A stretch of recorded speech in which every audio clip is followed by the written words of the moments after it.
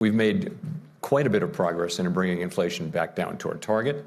While the labor market has remained strong and growth has continued, we want that process to continue. Inflation fell to 3% for the year ending in June in the Consumer Price Index, the Bureau of Labor Statistics reported, marking 3 months of disinflation. The 0.3-point decline, which was driven in part by falling gas prices, is more than predicted by economists who projected that inflation would fall to 3.1% in June, from the 3.3% notched the month before. On a month-to-month basis, prices fell 0.1%. Inflation is the biggest concern facing voters, so the White House and Biden campaign are likely to tout this better-than-expected report. President Joe Biden is beleaguered by calls to step aside as the Democratic nominee given his age and widely panned debate debut against former President Donald Trump. The Federal Reserve, which has raised interest rates to their highest level since the turn of the century, will also be pleased to see inflation continuing its descent toward the central bank's 2% target.